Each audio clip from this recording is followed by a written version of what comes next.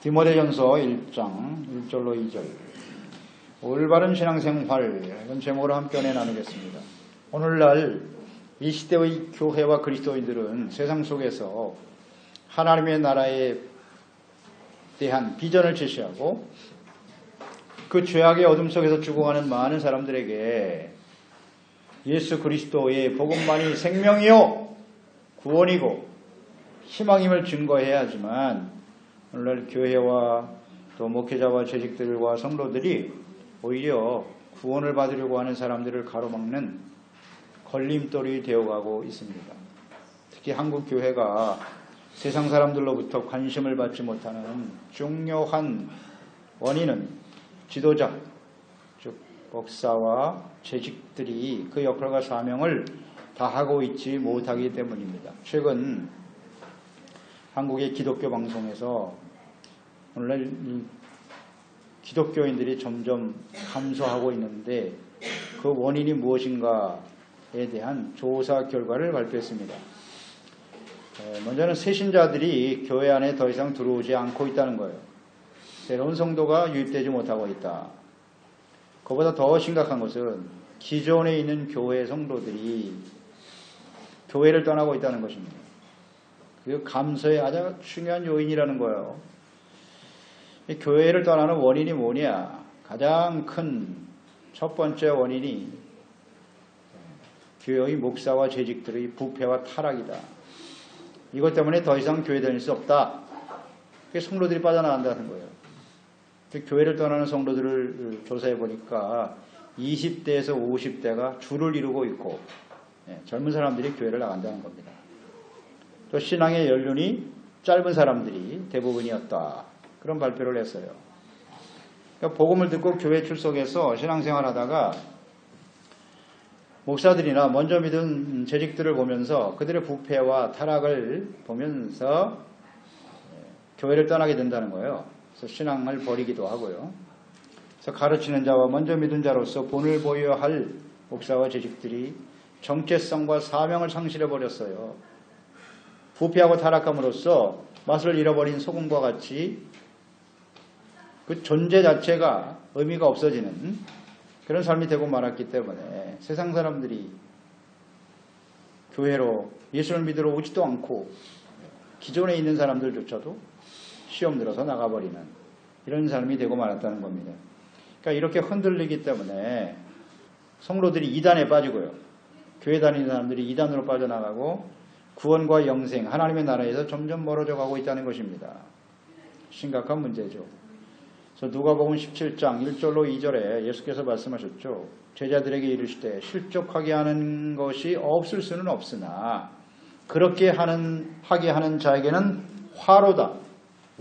그가 이 작은 자 중에 하나를 실족하게 할진데 차라리 연자 맷돌이 그 목에 매어 바다에 던져지는 것이 나으니라 말씀하셨습니다.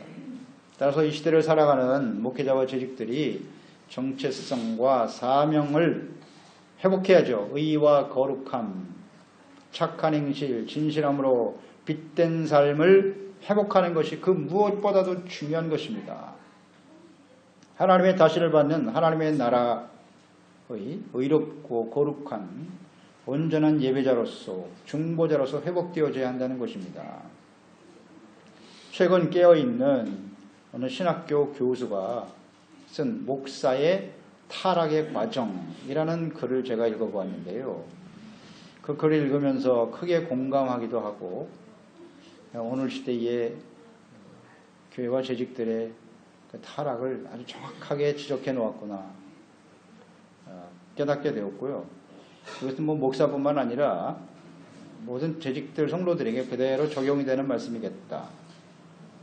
이렇게 깨달은 바가 있어서 이 글을 소개하도록 하겠습니다.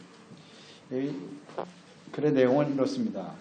먼저 목사들이 주의 부르심을 받아서 처음에는 열심히 부지런함으로 얼마 동안은 복음 전하고 말씀을 증거하는 일에 충성을 다하지만 점점 연륜이 쌓여가면서 영적으로 변질되어져 가고 타락의 길을 걷게 된다는 것입니다. 그래서 주의 종이 아니라 점점 사탄의 종이 되어가면서 성도들을 지옥의 문으로 끌고 가고 있으며 세상 사기꾼들은 돈만 강탈해가지만 타락한 목사들은 돈만이 아니라 가정을 파괴하고 또 인생을 파괴하고 영혼을 파괴시켜서 지옥에 떨어지게 한다. 따라서 세상에서 가장 악한 자는 거리 선지자, 타락한 목회자들이다 라고 지적을 하고 있습니다. 그리고 목회자들이 어떤 타락 과정을 밟는가 하는 것을 아주 자세하게 현실적으로 구체적으로 연구해서 기록을 했어요. 그 첫째 과정은 뭐냐, 힘든 목회 생활 속에서 처음에 가졌던 소명의식과 사명의식이 점점 식어지는 데부터 타락은 시작한다. 이건 오늘날 그리스도인들에게도 동일하게 적용되는 거예요. 목회자로 부름받았다 하는 소명의식, 사명의식이 식어지면서 은혜도 사라지고요. 열정도 사라져요. 동기부여가 잘 안 되는 거죠. 그렇게 되는 순간 세상이 마음에 들어오기 시작하는 거예요. 세상이. 그래서 세상을 사랑하는 것이 하나님과 원수되는 것이라고 하셨죠. 이런 말씀을 알고 또 가르치고 증거하지만 목회자들과 재직들이 점점 세상에 빠져들어가요. 사실 목회자의 삶이라는 게 굉장히 단조롭잖아요. 그저 교회, 성도들, 가정 굉장히 단조롭죠. 세상에 자꾸 유혹을 받게 관심을 갖기 시작하는 거예요. 그래서 세상에 마음을 빼앗기기 시작하면서 세속화가 시작된다는 거예요. 그래서 두 번째 과정은 세상 것을 가지고 싶어하는 욕망이 처음엔 바라보다가 자꾸 이제 욕심이 생기는 거예요. 욕망이 들어온다. 그 세상이라는 게 재물, 성공, 명예 이런 것들이 마음에 자꾸 들어오기 시작하니까요. 그래서 대형교회 목사들을 성공한 목회자로 여기고 그들을 이제 부러워하기 시작해요. 야, 나는 언제 저렇게 되거나 부러워하기 시작하면서 그들을 본받기 위해서 힘쓰게 된다는 거예요. 그래서 세 번째 과정은 오직 교회를 외적 성장에만 집중하게 된다. 외적 성장. 어떻게 하면 성도 수를 늘릴까? 여기 이제 집착하기 시작한다는 거예요. 그래서 교회를 목회하고 섬기는 일이, 주님을 섬기는 일 목적이 영혼을 사랑하고 구원하는 데 있지 않고 자신의 성공과 자신의 이름을 영화롭게 하는데, 이름을 날리는 데 두고자 한다는 거예요. 그래서 성도 수를 늘리기 위해서는 어떤 것이라도 다 도입하는 거예요. 그래서 말씀 묵상과 기도하는 일보다 온갖 세미나를 쫓아다녀요. 말씀과 기도하는 일은 게을리하고 그런 사람도 실제로 많아요. 무슨 방법론을 찾는단 말이에요. 기도와 말씀 위에 무슨 방법이 있나요? 또 교회 건물을 크게 지어놓으면 많은 사람들이 온다고 생각해요. 그래서 엄청난 빚을 내고 무리하게 해서 교회를 건축하죠. 그게 하나님의 뜻이라고 외치면서 말이에요. 이런 모습으로 흘러가게 되고요. 네 번째 단계는 이제 진리를 말하고 회개를 외치면서 성도들을 바르게 좀 권면하고 세워가야 하는데, 일단 성도들의 숫자를 늘리는 게 목적이니까 성도들이 듣기 싫어하는 말을 전혀 하지 않아요. 회개하라 이런 말 안 합니다. 회개하라는 말씀을 전하면 성도들이 듣기 싫어하잖아요. 근데 가장 먼저는 솔직히 말해서 그 회개의 말씀은 본인이 먼저 전하기가 싫은 거예요. 자기 자신에게 찔리거든요. 그러니까 왜 그런 말씀을 전하면 성도들이 들으면서 당신이나 먼저 회개하시오. 이러니까 이런 설교를 안 하는 거예요. 자기도 찔리고 듣는 사람도 싫고, 그러니까 아주 인간적으로 듣기 좋은 설교만 하는 거예요. 성경 말씀도 그런 것만 쫙쫙 뽑아서 강해 설교 같은 건 잘 안 해요. 말씀을 처음부터 끝까지 이렇게 쭉 말씀을 가르쳐야 되는데 여기서 뽑고 여기서 뽑고 대체적으로 그런 식으로 설교하기 시작하죠. 그러니까 천국과 지옥에 대한 설교는 비현실적이다. 현실에 성공하고 부와 권력을 얻는 것이 그게 축복인데 그게 믿음이 좋은 거다. 이렇게 막 설교하기 시작하죠. 그래서 번영, 무슨 희망 이런 걸 외치죠. 그래서 부자와 명예를 얻는 것이 영광이고 축복이다 하는 설교를 하기에 바쁩니다. 그러니까 목회 성공하기 위해서 그들이 말하는 목회 성공은 성도 숫자인 거예요. 숫자를 많이 늘리고 재정을 늘리고 이게 성공이라고 생각하기 때문에 철저하게 성도 중심, 사람 중심의 목회를 하게 되는 거예요. 그러다 보니까 교회 주인이 누구냐? 예수님이시잖아요. 예수님이 교회의 주인이 돼야 되는데 사람이 주인이 되는 거예요. 재직들 중에 힘 있는 재직, 힘 있는 성도. 그 힘이라는 건 세상에서 돈 많고 출세한 사람을 얘기하는 거예요. 그래서 그런 사람들을 어떻게 해서든지 자기 편을 만들려고 인간적인 생각을 하는 거예요.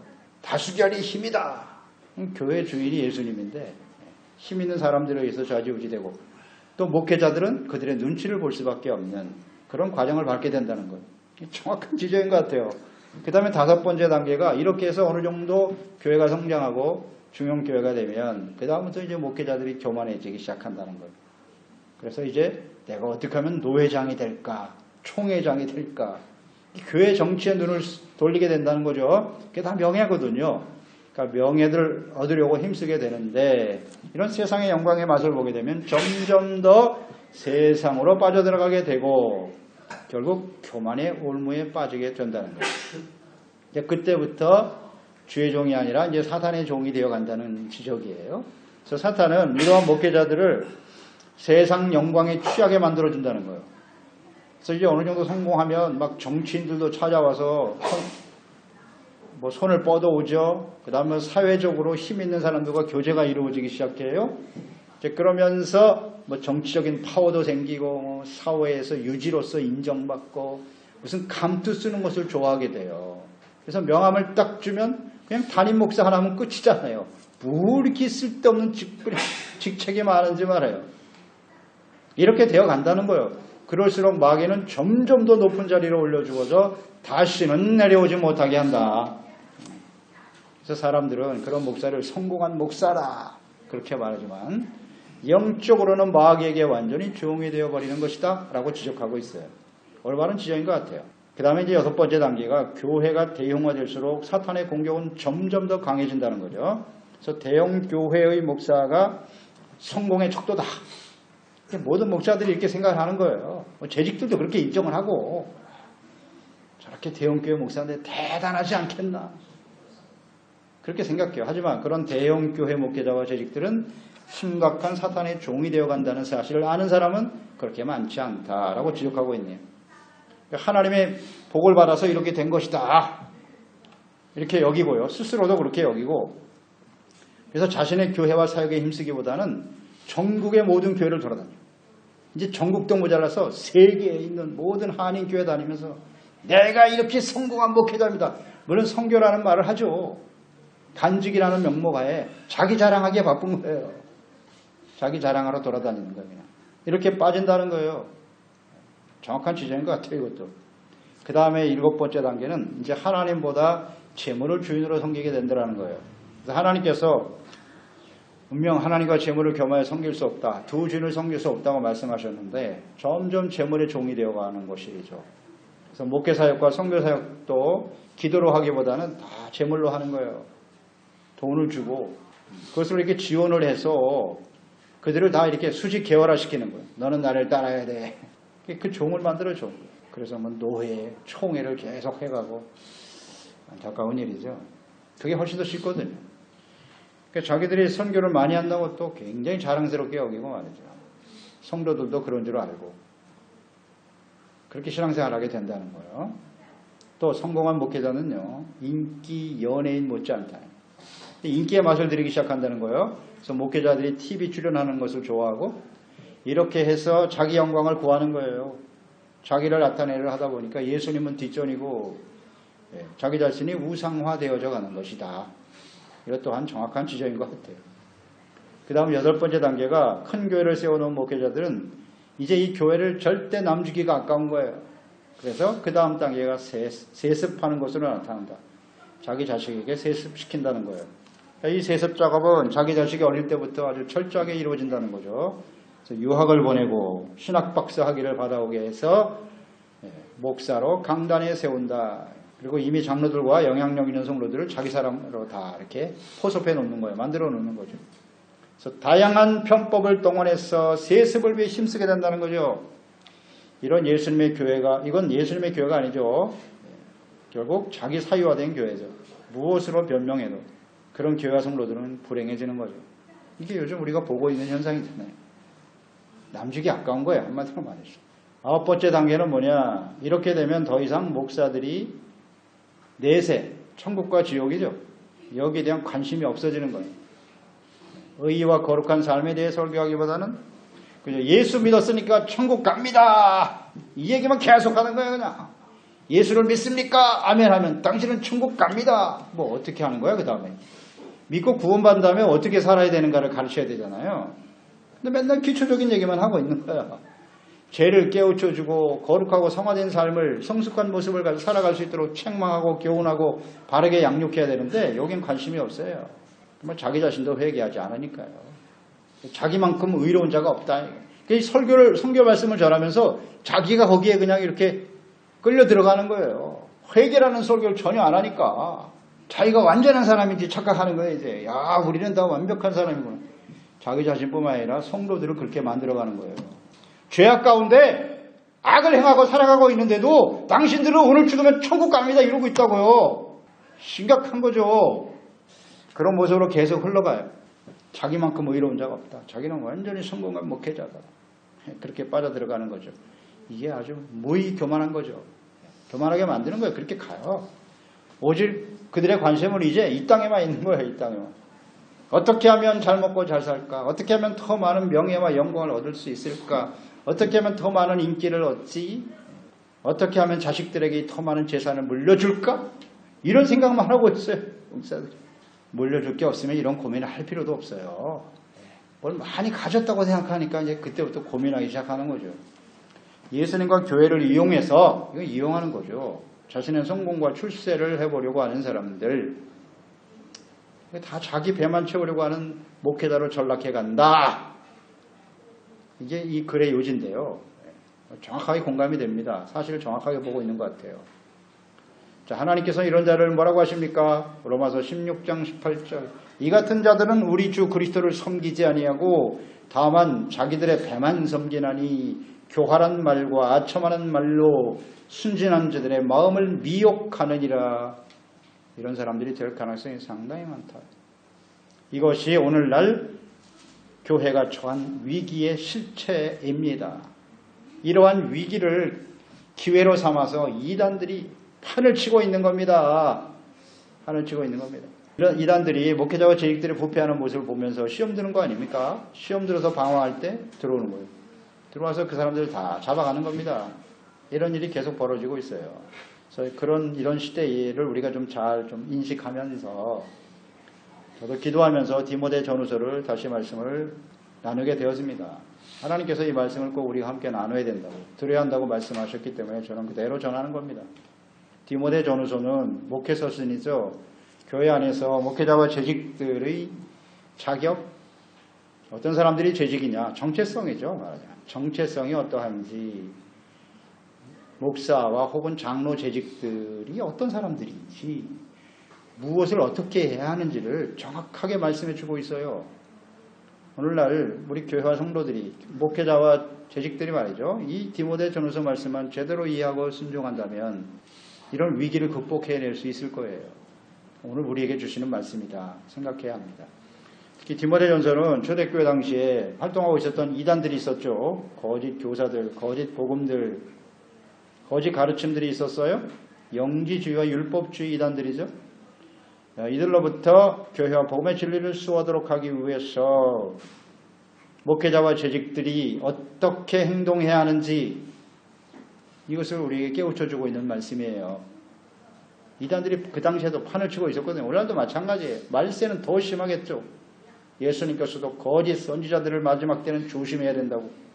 그런 거짓들을 잘 분별해내려면 어떻게 되느냐. 이 디모데 전후서의 말씀을 잘 듣고 우리가 어떤 목사인지 어떤 장로와 재직인지를 똑바로 알고 먼저 내가 깨달아야죠. 내가 진짜인지 가짜인지 정확하게 깨닫고 그 말씀대로 주님을 따르고 섬기는 사람들이 되도록 힘쓸 때 그 교회가 건강한 교회가 되는 것이고 많은 사람들을 생명과 구원의 길로 인도할 수 있겠지요. 우리가 디모데 전서 말씀을 들어야 될 중요한 목적입니다. 이 시대의 목사와 재직들과 성도들에게 올바른 교회 생활이죠.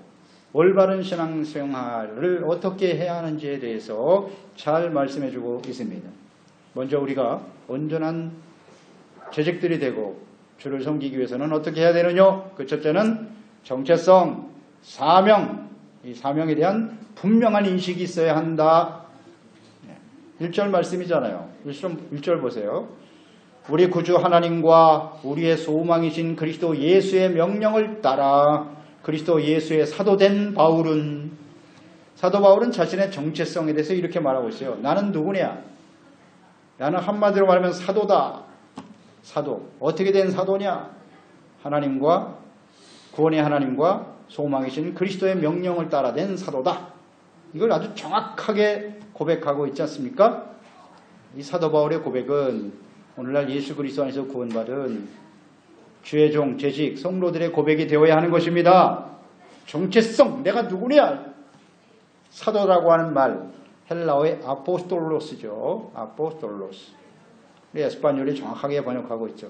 그러니까 이 의미는 무엇입니까? 파송된 사람, 보냄을 받은 사람. 그러니까 한 나라를 대표해서 다른 나라로 보냄을 받은 대사, 보내심을 받았다. 그러니까 이 사도는 자신을 보내신 분이 누구인지, 누구로부터 보냄을 받았는지를 알아야 되고 나의 소속이 어디인지를 정확하게 아는 사람이 사도예요. 그러니까 사도는 하나님과 예수 그리스도의 부르심과 명령을 따라 하나님의 나라의 복음을 전파하기 위해서, 천국 복음이죠. 이 세상에 보냄을 받은 하나님 나라의 대사들이죠. 그게 사도예요. 하나님이 보내신 거예요. 그러니까 사도 바울은 자신이 사도가 된 것은 하나님 아버지 구주 하나님과 소망이신 예수 그리스도의 명령에 따라서 이루어졌다. 아주 분명하게 증거하고 있습니다. 사도라고 하는 것은 자기 스스로 되는 게 아니에요. 내가 가고 싶어서 가는 게 아니라 보내심을 받아야 되는 거예요. 하나님께로부터 보내심을 받은 사람, 그게 사도죠. 사도. 예수님께서 초대교회 당시에 사도들은 누구냐? 예수님이 직접 부르신 12명의 제자들. 그 제자들을 통해서 그 제자들을 하나님께서 땅끝까지 모든 족속으로 가서 모든 족속으로 제자를 삼아 세례를 주고 분부한 모든 것을 가르쳐 지키게 하라고 보내셨어요. 그 사람들이 사도예요. 그러니까 부르심이 없는 사람은 사도가 될 수 있다 없다? 없다죠. 하나님이 부르셔서 하나님이 보내시는 건데 하나님을 모르고 예수 그리스도를 모르는 사람이 어떻게 사도가 될 수 있어요? 사도는 절대 스스로 될 수 없어요. 그래서 예수님께서 제자들에게 명령을 하신 거예요. 부활하신 후에 예수님을 만났죠. 예수님께 제자들을 찾아왔어요. 요한복음 20장 21절에 예수께서 또 이르시되 내가 너에게 평강이 있을지어다. 아버지께서 나를 보내신 것 같이 나도 너희를 보내노라. 여기 너희가 누구예요? 예수님의 제자들이요. 예수님께로부터 부름받아 예수님과 함께 살아가면서 예수님이 하나님의 아들이요 그리스도이심을 믿고 깨달은 사람들이죠. 그런 사람들을 이제 어디를 향해? 세상을 향해서 보내는 겁니다. 소명과 사명. 또 부활 승천하시기 직전에 마지막으로 제자들에게 주신 명령이 바로 마태복음 28장 18절로 20절이죠. 예수께서 나와 말씀하여 이르시되 하늘과 땅의 모든 권세를 내게 주셨으니 그러므로 너희는 가서 모든 족속으로 제자를 삼아 아버지와 아들과 성령의 이름으로 세례를 주고 내가 너에게 분부한 모든 것을 가르쳐 지키게 하라. 내가 세상 끝날까지 너희와 항상 함께 있으리라. 아멘. 예수님께서 12 제자를 부르시고 그들을 통해서 복음을 듣고 구원받은 모든 사람들에게 주시는 말씀이죠. 여기서 너희는 예수 그리스도의 부르심을 받고 구원받은 하나님의 자녀들, 제자를 포함한 모든 성도들을 의미하는 것이겠죠. 사도들, 12명만이 사도는 아니에요. 그러니까 사도 바울이 자기를 사도다 이렇게 고백했는데요. 사도 바울이 12명의 제자들 중에 포함이 되어 있었나요? 아니거든요. 오히려 그 제자들과 교회를 핍박하고 박해하던 사람이었어요, 바울이. 그런데 그가 어떻게 사도가 될 수 있었나요? 예수를 만났죠. 사도행전 9장 15절 이하에 주께서 이르시되 가라. 이 사람은 내 이름을 이방인과 임금들과 이스라엘 자손들에게 전하기 위하여 택한 나의 그릇이다. 그가 내 이름을 위하여 얼마나 고난을 받아야 할 것을 내가 그에게 보이리라. 다메섹 도상에서 예수 믿는 사람들 다메섹에 가서 잡아오려고 하다가 예수님 나타나셨죠. 예수님 만나는 바람에 말에서 떨어지고 눈이 멀어버렸잖아요. 그리고 직가라고 하는 곳에서 금식하면서 기도하고 있을 때 하나님이 제자 아나니아를 보내서 그에게 하신 말씀이에요. 처음에 가길 두려워했어요. 사울은 우리를 그리스도인들과 교회를 박해하기 위해서 이곳에 명령을 가지고 온 사람인데요. 글쎄 가서 내 말을 전해. 사도라고. 이방인들에게 복음을 전하는 하나님의 그릇 사도로 하나님이 택하셨다고 말씀하셨죠. 그 말씀을 들은 이후에 사도 바울은 완전히 변해됐어요. 아, 이방인에게 내가 복음을 전하는 사도로 부름을 받았구나. 죽기까지 순종했죠. 보내심을 받았다는 걸 알았어요. 부르심과 사명, 이게 얼마나 중요합니까? 그래서 이것을 끝까지 충성하며 달려갔습니다. 나의 달려갈 길을 다 달려왔고 사명을 완수했다는 거 아니에요? 마지막 고백. 선한 싸움을 싸우고 믿음을 지켰으니 이제 나를 위해서 의의 멸류관, 영원한 생명의 멸류관이 나를 위해 준비되었도다. 할렐루야. 이게 진짜 그리스도인 아니에요? 예수님의 제자고 사도들 아닙니까? 세상에서 무슨 멸류관을 얻고 세상에서 영광을 얻고가 아니라 하나님 앞에서 하나님과 예수 그리스도의 명령을 받아 순종하는 사람들이 바로 사도입니다. 그래서 오늘날 교회와 재직들이 부패하고 타락하는 이유가 뭡니까? 간단해요. 소명의식과 사명의식이 없기 때문이에요.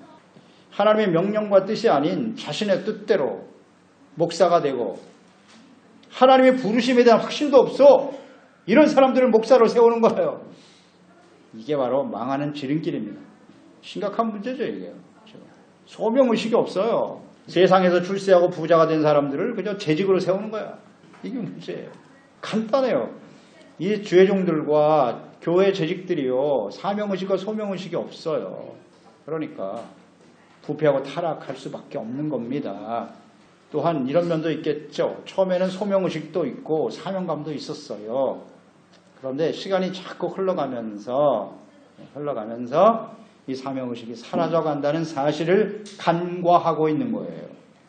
나는 옛날에 잘 믿었으니까 지금도 잘 믿고 있어.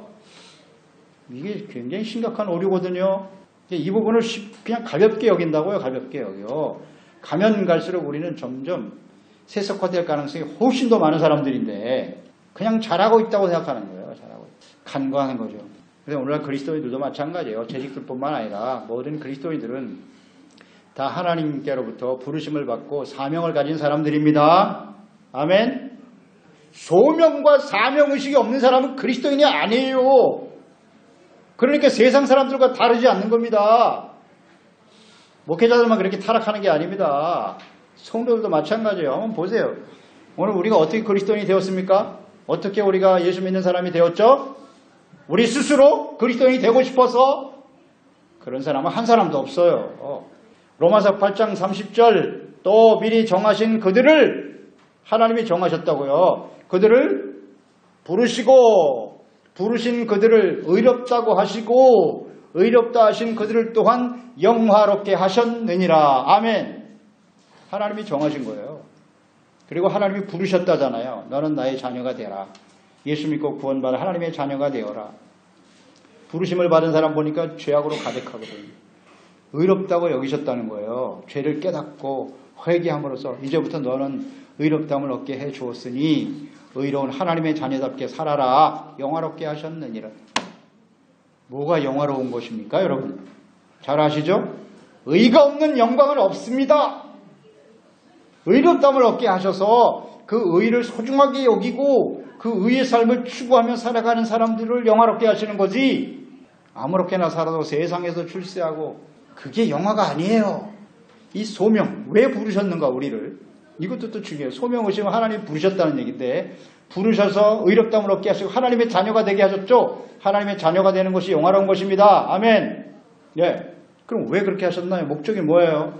우리를 세상에 보내셔서 우리가 죄인이었는데 하나님의 은혜로 우리가 예수 그리스도를 통해서 죄사함 받고 의롭다함을 얻고 자녀가 되었잖아요.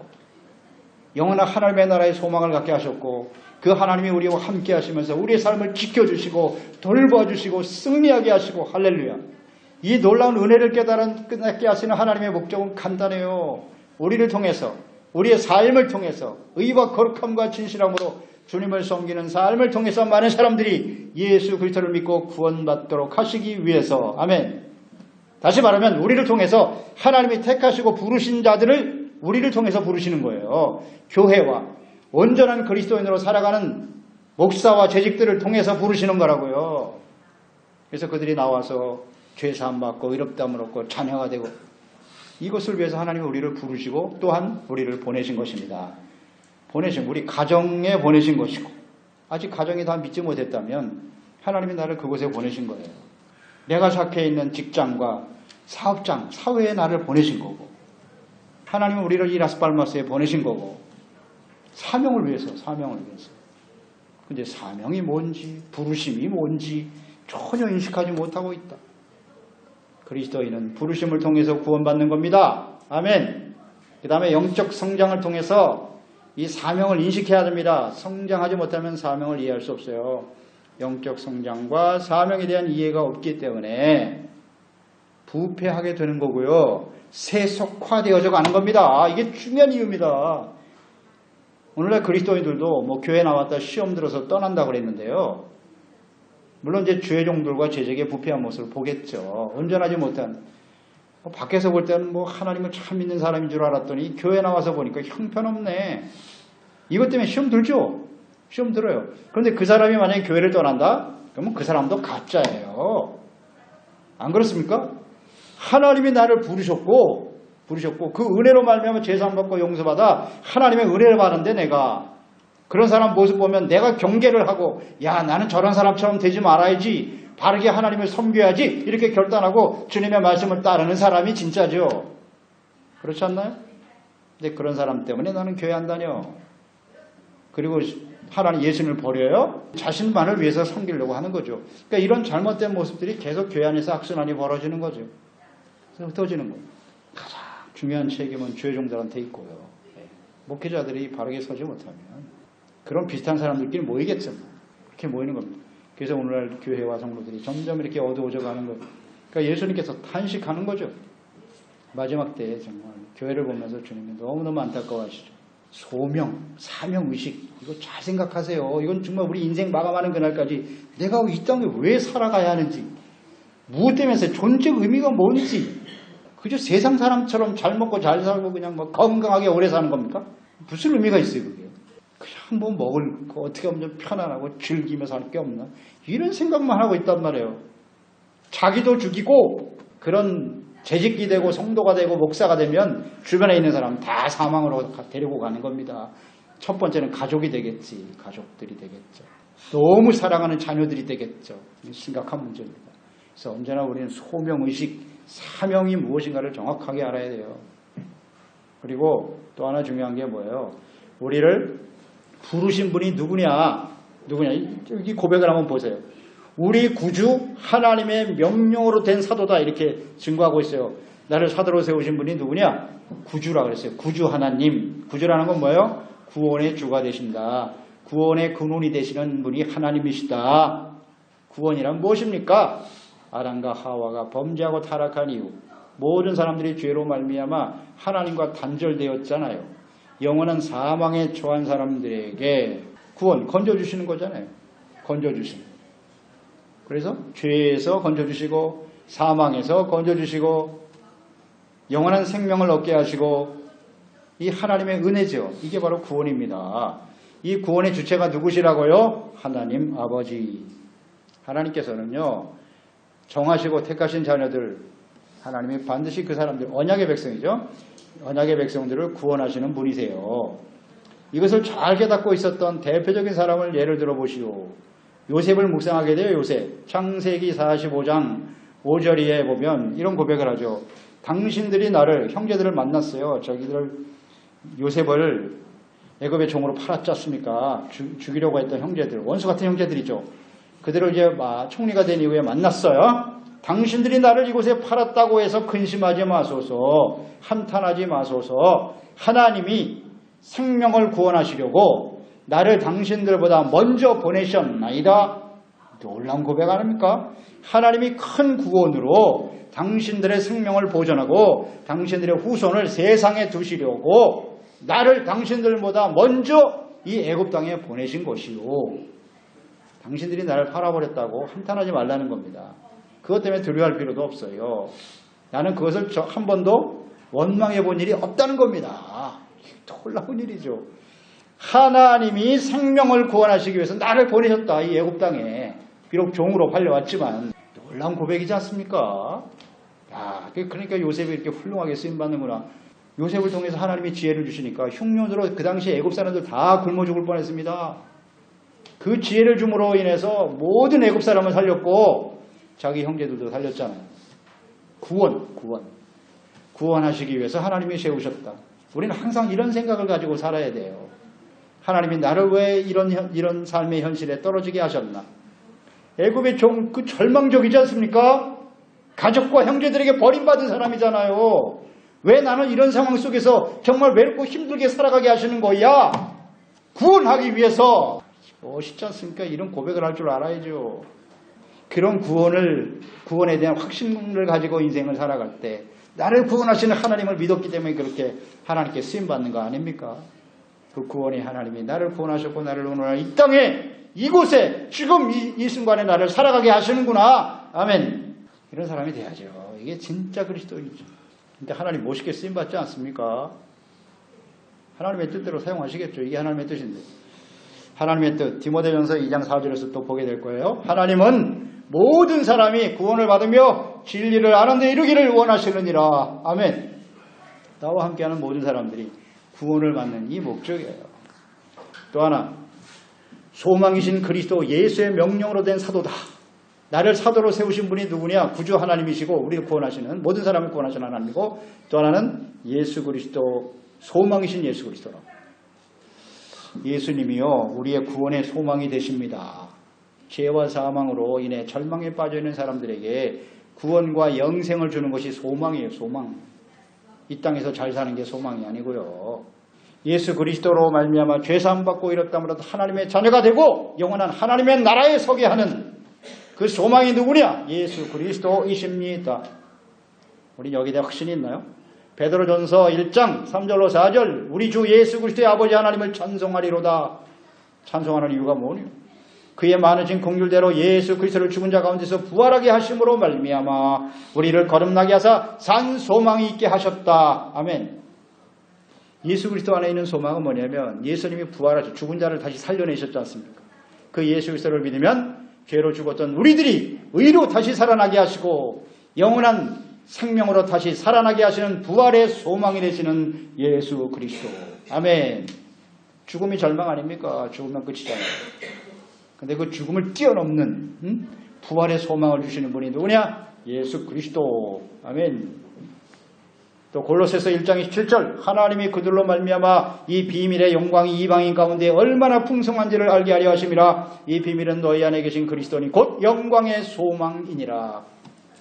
그리스도 안에 있는 비밀. 나만 예수 믿고 구원받는 게 아니라는 거예요. 어떤 특별한 민족만, 어떤 사람들만이 아니라 모든 사람들이 예수님을 통해서 다 구원받을 수 있다. 이방인들이 구원받는다고 하는 것은 당시 유대인들에게는 도저히 받아들일 수도 없고 이해할 수도 없는 일이었어요. 그런데 현실로 자기가 이방인에게 가서 복음을 전해보니까 수많은 사람들이 예수 믿거든요. 야, 이게 하나님이 주시는 소망이로구나. 네. 그래요. 나만이 아니라 내 주변의 모든 사람들이 예수 믿고 구원받을 수 있다고 하는 그 예수 그리스도의 소망을 바라보면서 살아가는 사람들이 되어야 하지 않겠습니까? 네. 여기에 대한 분명한 인식을 가져야 돼요. 그게 1장 1절에 나타난 하나님의 뜻이죠. 2절 말씀 보고 마치겠어요? 믿음 안에 참된 아들 디모데에게 편지한다 그랬어요. 하나님 아버지와 그리스도 예수 우리 주께서 은혜와 긍휼과 평강이 네게 있을지어다. 디모데에게 편지를 했는데 디모데가 누구냐? 바울은 디모데를 믿음 안에서 참 아들이다 이렇게 말씀하고 있네요. 그러니까 이 아들이라고 하는 강조, 이것이 의미하는 바는 이런 것 같아요. 그러니까 사도 바울이 복음을 전해서 그 복음을 듣고 구원받은 사람이죠. 디모데가 젊은 사람이기 때문에 뭐 아들과 같이 여겼다 그렇게 뭐 생각하기도 할 수 있겠는데, 이 아들이라고 하는 의미를 강조한 것은 아버지가 아들을 양육하는 것과 같이 디모데를 믿음 안에서 영적으로 바르게 성숙해 가야 한다고 하는 온전한 하나님의 아들로 성장해 갈 수 있도록 하기 위해서 이 편지를 기록하고 있다. 그렇게 묵상이 되죠. 그래서 예수 그리스도를 믿고 구원받아 하나님의 자녀로 이제 태어난 거예요. 이제 시작일 뿐이라고요. 그 이후에 부모가 자녀들, 아들에게 가장 가지고 있는 큰 소망은 뭐예요? 부모로서 자녀들에 대한 기대가 뭐죠? 바르게 성장하는 겁니다. 잘 자라야죠. 지적으로나 육체적으로도 건강하게 바르게 자라고 인격이 자라고 성장이지 않습니까? 아들에 대한 부모의 기대는 그런 기대를 가지고 이 글을 기록했다는 거예요. 그러니까 디모데뿐만 아니라 예수 그리스도를 믿고 구원받은 성도들이 교회 안에서 어떻게 우리가 하나님의 자녀로 영적으로 성숙해 감으로써 영적 성장의 결과가 뭐냐? 올바른 신앙생활, 또 충성스러운 주의 종과 재직들이 되어서 하나님 아버지와 그리스도 예수 안에서 주어지는 은혜와 평강, 긍휼이 넘치는 삶이 되기를 하나님께서는 원하고 계신다. 왜 우리가 이 말씀을 묵상해야 하는지, 이 말씀을 통해서 하나님이 하시고자 하는 말씀이 뭐지? 이걸 잘 받아서 정말 어려운 시대 아닙니까? 배역한 이 시대에 우리가 참된 주의 종과 재직이 되어서 많은 사람들을 생명과 구원의 길로 인도하는 신실한 종들이 되어야 하겠습니다. 디모데전서 1장 1절로